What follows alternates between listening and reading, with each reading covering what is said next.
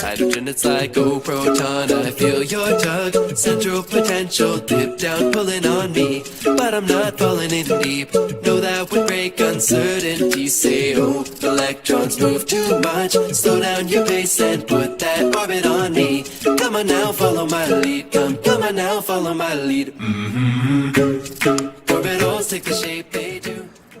Okay, everybody, here we go with our second video. I am not going to put intros in these videos of me talking to you because we've got so much material to get through. That's just kind of, that's kind of a waste of time.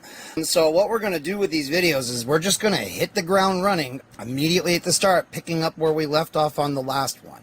So that way we can get through the material as quickly as possible and, we're not wasting too much time.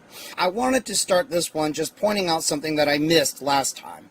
This discussion here about highly reactive molecules or ions have atoms with fewer than 8 electrons in their outer shell. So we're seeing boron here again, and like I said before, boron will try to get an octet. Really, boron is rarely happy. Boron compounds tend to be reactive to some degree. Some are more, of course, much more so than others. It depends on the compound. But we'll be seeing boron compounds pretty frequently throughout organic chemistry. They're used as, especially borohydride. So we'll talk about them more later. The formal charges and how to calculate them. This is so simple and straightforward that I'm not going to really spend any time on this. I mean, it tells you exactly how to calculate them. It even gives you a little formula here in case you're more mathematically inclined. If you're not familiar with this, write down the rules in your notebook, write down the formula. In case you ever need it later, you know where it is. So yeah, like I said, it comes with all these nice examples, and it works through 4 problems for you, so I think y'all can figure that out. On the 1.5a, the summary of formal charges, it just shows you a lot of examples. You could go ahead and assume that what's on the ends of all of these lines are carbon or methyl groups, or just some other hydrocarbon chain, or hydrogen in a lot of cases. The only thing I really want to point out here is the positive and negative carbon ions. A positively charged carbon ion is called a carbocation. A negatively charged carbon ion is called a carbanion. If you have trouble remembering that, just remember that cats are positive and ants are negative. Which would you rather have in your lab? There you go. Now you'll never forget that shit. I always had trouble remembering that at first when I first started studying chemistry. So anyway, yes, carbocations, carbanions. As we've said before, carbon does not like to be ionized. It's not a fan of that shit. So carbocations and carbanions are fairly unstable, pretty reactive, and we use them a lot to do some organic chemistry. So you will be seeing these buggers a whole bunch. The rest of it is pretty straightforward, I think. If you have any questions, of course, drop them in the comments, drop them on the Discord channel, whichever works best for you. Well, let's go down here. We have the definition of isomers and constitutional isomers. Constitutional isomers are the first kind of isomers we are learning about. There are many. You see it has the same molecular formula but different structures. You can see down here, both acetone and propylene oxide both have the same number of each kind of atom, but the bonding is different. The bond arrangement is different, as you can see. So even though they would have, if you were just writing down the number of atoms in each compound, it would be the same. But, of course, they are very different. These are constitutional isomers. Different compounds that have the same molecular formula, but differ in the sequence in which their atoms are bonded, their connectivity. This is very, very important and will come up later. Like I've said before, y'all, organic chemistry is a very visual science. There are lots and lots of pictures. And remember I said that you would need to keep track of those lone pairs? There they are. That's what I was talking about. This will come up again and again and again throughout this course because these things the lone pairs are involved in a lot of chemical reactions. You can see with my Mad MS paint skills here, I tried to illustrate that with a reaction of ammonia and hydrogen chloride. I color-coded the electrons just so you could see, what was going where. And you can see that when it reacts, hydrogen chloride gives up that hydrogen and it bonds to the nitrogen, but the electrons that are doing the bonding there come from the lone pair on the nitrogen. The chloride ion has an octet, so it's pretty unreactive and is just kind of hanging out there, not doing much of anything. So this is what I meant when I said these lone pairs you cannot just forget they are there. They are important. They will come up a lot. So moving on. All right, so one of the things that's the most important to know about constitutional isomers, and I already touched on this, is that they have different physical properties and different chemical properties, okay? And you can see up here in propylene oxide, the oxygen is in this, has this bonds with carbon in this little triangular arrangement, okay? Oxygen does not want to be in this kind of arrangement. Normally the bond angle for oxygen's bonds, as you can see in my sad little graphic here, is in water we can get a good idea of it about 104.5 degrees, close to that, right? Here it has to be more close to 60 degrees. What this does is it creates something called ring strain, and we will go over this later on, but basically, because of the bond angle here, this oxygen is incredibly reactive. Here, we do not have this problem. Oxygen is much happier in this arrangement and is much more chill. Here, it's a lot more freaked out. So that completely changes the chemical reactivity of these compounds. They are radically different from each other. Acetone is, in small amounts, non-toxic. This will probably kill you in pretty short order. Anyway, moving on. You see we've got some problems here and they give you the answers for them. Make sure you look over these and make sure you understand why the correct answers are the correct answers. Again, if you don't know, ask.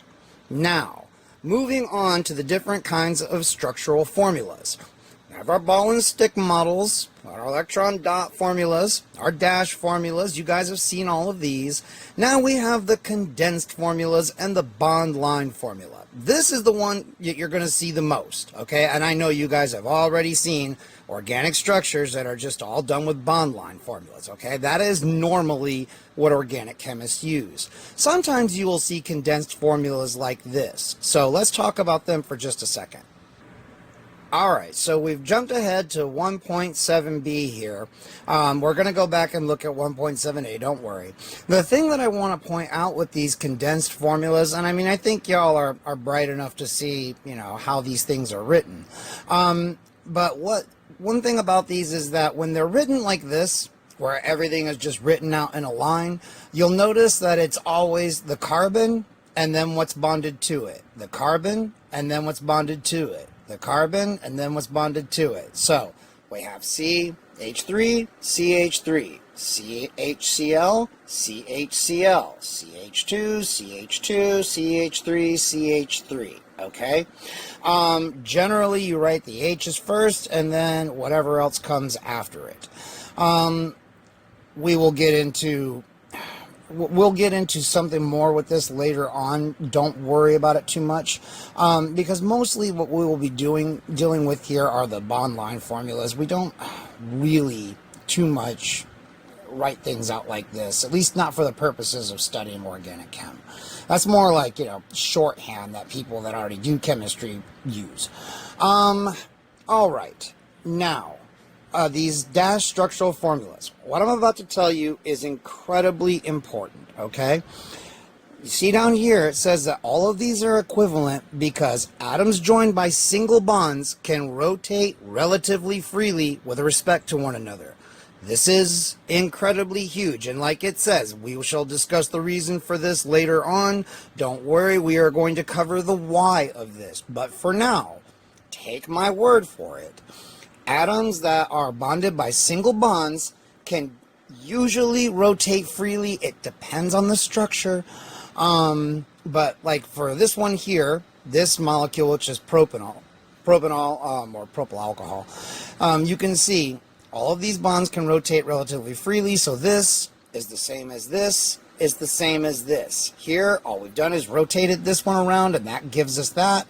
Then we rotate this around here, and really all we've done here is just kind of flipped it and rotated it, and it gives us this. Same thing for this down here. You could write it like this. You can write it like this. You can write it like this. This is all the same. All right. So yeah, just because these atoms can rotate freely around single bonds, they cannot rotate freely around double or triple bonds. This will become very, very important to know later on. So keep that in the back of your mind, and let's move on to the next part. Okay, now we are down to the bond line formulas. All right, let's take a look at these. These are very, very easy to understand. You can see we have a series of rules for them up here. But if you just remember that carbon always makes 4 bonds, this will be pretty easy to figure out, all right? You can see here, we have this compound right here. You can see the ball and stick, the condensed formula. You can see how we have it written out here, all right, to indicate, give you a better idea of the bonding here. Here we have the bond line formula. Carbon makes 4 bonds. So everywhere we have an end of a line, or we have where the line changes direction, that's a carbon atom. So this one here, we know must have 3 hydrogens. 3 hydrogens. This one here, already got 3 bonds, can only be 1. There's only 1. Up here, 2, 2, 3, 3. And of course, we've got our chlorine here. So we never actually draw in the hydrogens. We only draw in any atoms that aren't carbon or hydrogen. Make sense? You see here a triangle? That's cyclopropane. This one here, cyclobutane. Very, very easy to understand. So now when you see all of these wonderful little lines, you have a pretty damn good idea of what you're looking at. You got multiple bonds here, see? Well, this carbon is forming 4 bonds, can't have any hydrogens, doesn't have any hydrogens, doesn't have any hydrogens. See? This is really a piece of cake. And now let's take a look at an old favorite, morphine. Yeah. Now, for those of you that didn't understand, all of these little lines should make sense. Don't worry about the hexagon with the ring in it. That's a benzene ring. Benzene is kind of the aromatic compounds in our class unto themselves. We are about to get into what that circle is and what it means. But for the rest of it, it should be pretty damn self-explanatory by now, right? See, we're making real progress here. Moving on. All right, now we're down to 1.7D and 3-dimensional formulas. This section is going to be absolutely hugely important. What is presented here will be coming up for all the rest of the stuff we do, okay? You see here, methane molecule, and this is the way it is arranged in 3-dimensional space, all right? You can see that it is a tetrahedron. The reason it's a tetrahedron, it's got 4 single bonds, and this arrangement allows the hydrogen atoms to be spaced as far apart as possible. Because remember, you've got electrons that are hanging out around these hydrogen atoms. What do electrons do to each other? They repel each other. The electrons here don't want to be near the electrons here. So they spread out to get the most amount of distance between them as possible. And when you've got 4 things sticking off of one central thing, that's a tetrahedron, all right? Now you'll notice that the bond angle here is about a little over 100 degrees, okay? This is important. Keep this in mind. Now, you see here the convention, dashed wedges represent bonds that go behind the paper. Solid dashes come in front of it, all right? We use this so that we can easily depict 3-dimensional structure. Now, one thing that is really interesting to note here is that it's not just carbon that does this, okay? If you have a nitrogen or an oxygen compound that has all single bonds, it too is arranged in a tetrahedron. Now you might be thinking, but ammonia only has can form 3 bonds and oxygen only 2. What gives? Well, the lone pairs take up the other 2 apices of the tetrahedron. So remember, again, electrons don't want to be near each other. Lone pairs are 2 electrons just kind of hanging out by themselves, and the only reason they hang out together is because their spins are paired. We'll get into that later. But suffice to say for now that those lone pairs, where they're hanging out, is a region of negative charge. The lone pairs don't want to be near each other. The electrons that are involved in the bonds between nitrogen or oxygen and the atoms that they're bonded to don't want to be near each other, so they spread out to get as much space between each other as possible. And, wouldn't you know it, that's a tetrahedron. That's why we see, the bond angle in methane here, 109.28, but in water was 104.45. Not very different from each other. All right, so this is absolutely massive. It is really important that you keep all of this in mind. All right, when you're thinking about 3-dimensional structures, don't forget your lone pairs. Now, if you have anything where you have double bonds and triple bonds, well, with double bonds, let's start there. The arrangement is trigonal planar. What that means, it is a flat triangle. All right, very important. So wherever you've got a compound like carbon, nitrogen, oxygen, wherever it has a double bond to something, it is, and I wish there was an example down here. Here we go. It is trigonal planar. It is a flat triangle. So that is very important. When you have a triple bond, it is linear. It's a straight line. Okay? Very important. Keep that in mind. All right, and remember, you can't have rotation around double bonds or triple bonds, all right? Now, triple bond doesn't matter because, it could form, bond here, bond there. It's going to, these 2 bonds around it can rotate, but this right here can't rotate, all right?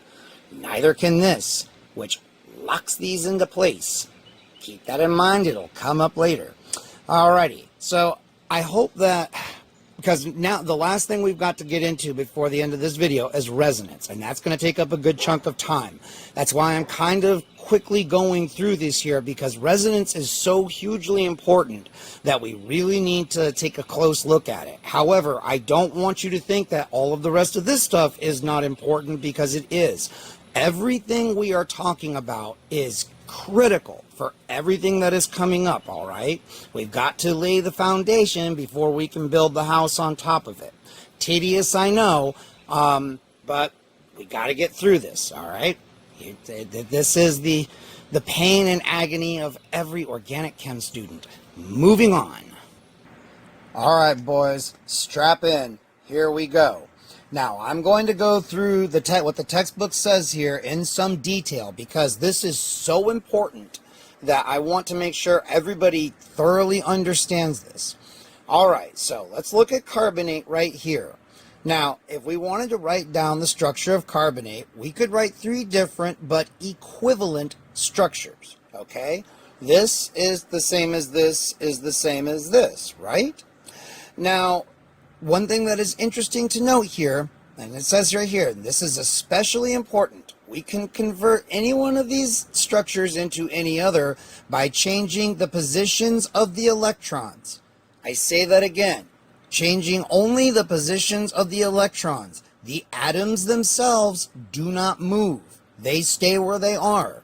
But you can see these little arrows here. They basically represent the movement of electrons, not atoms, okay? Movement of electrons.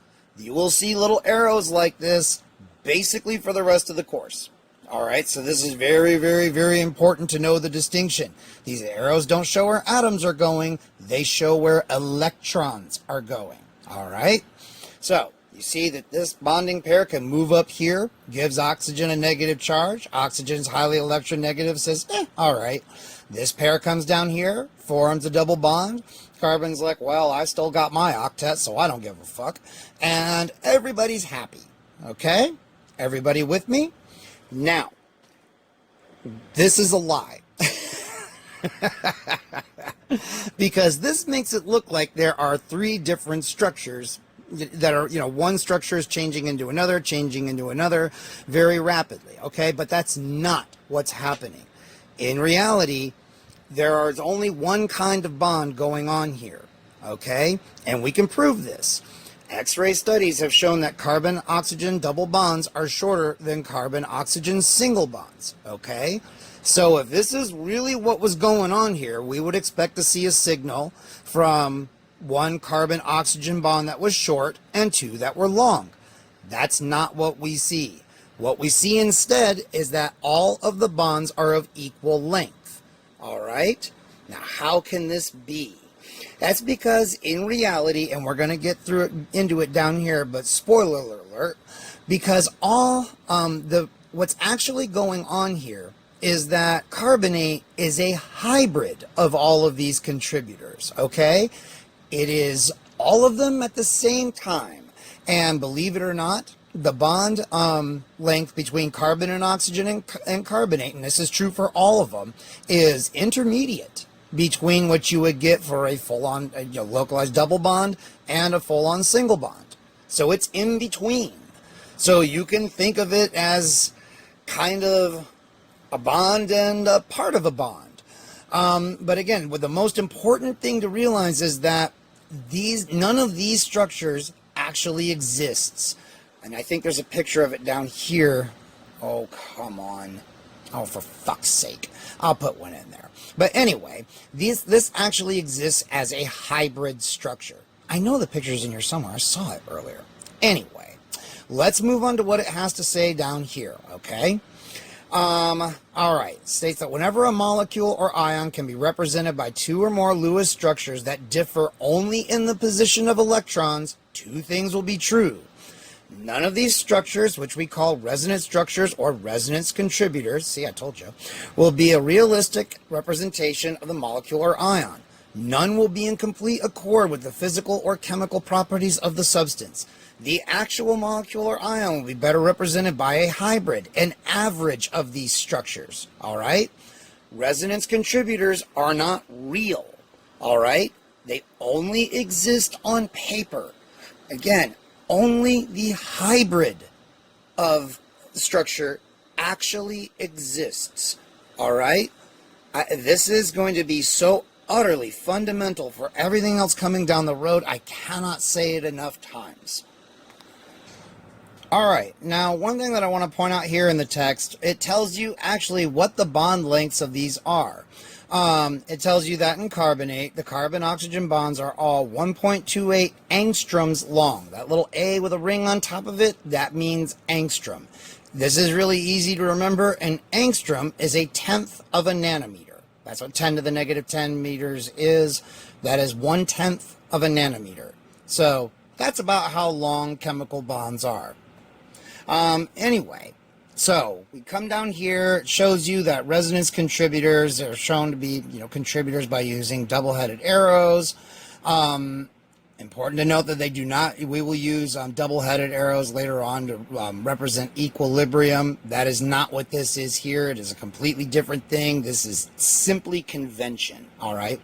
And, of course, my dumbass didn't see it earlier as I was frantically scrolling. Here is the hybrid, okay? This is how you would, if you wanted to realistically write down the real structure of carbonate, this is what it would look like. We have our three full-on single bonds. Now, they don't, they're just regular old single bonds. And we have this partial bond here, okay? We write it like that, all right? And when we write it like that, we know this is a hybrid structure. And you can see here, partial negative, partial negative, partial negative. This is important, okay? So because we all know that carbonate has a -2 charge overall, all right? And we see over here that charge is concentrated on the oxygens, all right? This electrostatic potential map, red is more negative, blue is more positive. Okay, and just like I told you guys, see, these three electronegative atoms are sucking electron density towards themselves, leaving poor little carbon here all abused and deficient. Oh, somebody started a GoFundMe for it. Anyway, electrostatic potential maps are very useful. However, I think you guys can understand that, what the colors mean. This is all very intuitive stuff. How to write resonance structures. I mean, I don't know that unless you guys want to do the problems where you want to see, be able to try to come up with some. I can just tell you guys, a nice little trick. And if you just go on the internet and Google the compound name and resonance contributor, it'll pop up for you. I know one that we used in the college to trip up students was the thiocyanate ion. That's an interesting one. Check that one out, man. It explains a lot about its chemistry. All right, let's see. All right, I want to just look at this here in 1.8a real quick, where it says that when we're using arrows to show the motion of electrons, we use a double barbed arrow when we show the movement of 2 electrons, and then we use a single barbed arrow when we only want to show the movement of a single electron. All right, we won't get to anything that has that for a while, but you can see here I took an image of a page from chapter 10 where we will finally get to that where it's necessary. Just for now, it's just important for you to know that this is a thing. All right, so make sure that whenever you're showing an electron pair moving, you use a double barbed arrow. Whenever it's just one electron, single barb. Okay, very important. Now 1.8b, the rules. Basically, we talked about this already. Resonance structures exist only on paper. They aren't actually real. Only the hybrid is real. We are only allowed to move electrons in writing resonance structures. So like for this one here, you can see that, the electrons are the only thing that are moving. No atoms are moving. Nothing like that is changing. Only electrons are moving positions here. How do you know which one of these is the more stable? That's something that we're going to get to later on down the road. I'm thinking it's going to be this one here, simply because of the bonding here. But again, don't stress yourself out about that right now if you can't just glance at this and know which one is more reasonable or which contributor is going to contribute more to the overall structure of the hybrid. Just understand that these are two that can exist, all right? All the structures must be proper Lewis structures. So, you can't write things that don't make any sense and are, charge on carbon, a positive charge on oxygen. I think you guys have heard me talking enough to know that something like this would be very unstable. Remember, carbon does not want to be charged. Even up here, this is stabilized by resonance because resonance is a stabilizing factor. All right? So this is going to be a hell of a lot happier than this. This just flat out will never form. But here again, only because the positive charge is being spread out by the resonance here, that would contribute to this being more stable than that. And this is one concept I want to point out to you guys. It's really interesting here. Notice how the positive charge goes from this carbon to this carbon over here, but it's never on this one. Well, if we looked at the overall hybrid, we would see there be some positive charge on this one, some positive charge on this one, but none on this one. Neat, right? And that's all happening because of resonance. So sometimes when you see molecules and you're wondering, like, why the fuck is this carbon reactive and this one isn't? You end up with a situation where you have something like this going on. Well, that could be why. Because in a situation like this where it's stabilized by resonance, you'll have some carbons that don't have any charge on them overall, and some where the charge is spread out between the two of them. I just wanted to point out, that would be a consequence of what was going on here. And that indeed is something that you will see down the road. In fact, if you go back and watch the tryptamine video that I did where I discussed the chemistry of tryptamines, we saw something like this in indole. So, go back and watch that and review. Anyway, the energy of the resonance hybrid is lower than the energy of any contributing structure. Again, resonance stabilizes a molecule or ion. This is incredibly important. Resonance is a stabilizing factor, okay? Something like this, which otherwise would not be terribly stable, is made more stable just simply by the fact that you have electrons that are in resonance here. Now, benzene. Good old benzene. If the resonance structures are equivalent, then the resonance stabilization is large. All right? Benzene, we have two resonance contributors here. Nothing's moved but the positions of electrons. And benzene is very, very, very stabilized by resonance. It does not behave at all like it contains localized double bonds. If you want to look back in the history of chemistry, this was a very big deal. This is why you will always see it written as a hexagon with a circle in it, because neither of these two things is real. Again, like we've learned, the hybrid is what is real.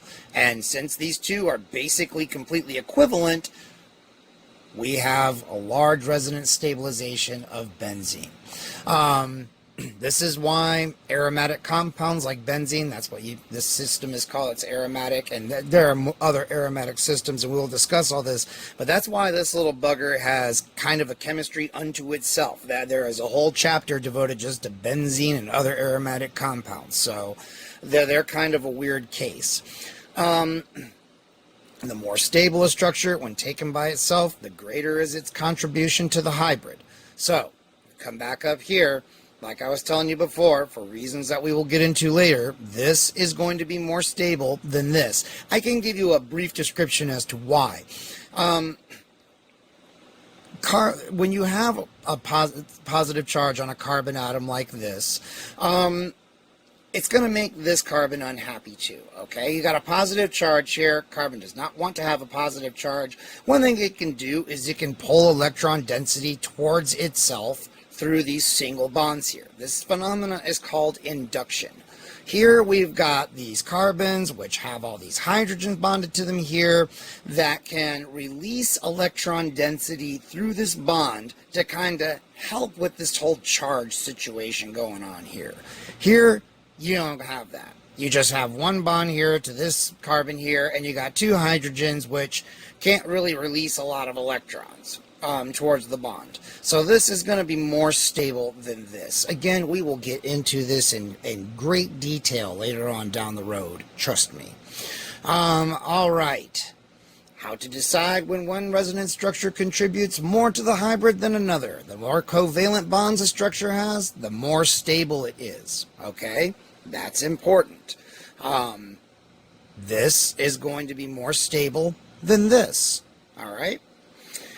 Charge separation decreases stability. So if you have to have a positive and a negative charge separated from each other, again, molecules do not want to be charged. Nature wants things to be electrically neutral. So charge separation decreases stability. Structures in which all of the atoms have a complete valence shell of electrons will be more stable. Again, that makes perfect sense, right? Anything that can give, that will give something like one of these atoms here, an octet, is going to make it happier. Let's see. What else do I wish to discuss? I think that's it, guys. We're going to pick up the next video right here, starting with quantum mechanics and atomic structure, and then we are going to get down into orbitals, hybridization, all that fun stuff. Please don't be freaked out by the fact that we're going to be talking about quantum mechanics. We are not doing any quantum mechanical calculations. We will talk about some quantum numbers, but we're not going to be doing any calculations involving quantum mechanics. All right, we're going to take the physicists at their word here that this is the way it is. Me and everybody else that has taken organic chemistry and has worked with organic chemistry can tell you reality tends to reflect this. So I think we can trust the physicists here. Anyway, let's wrap this up.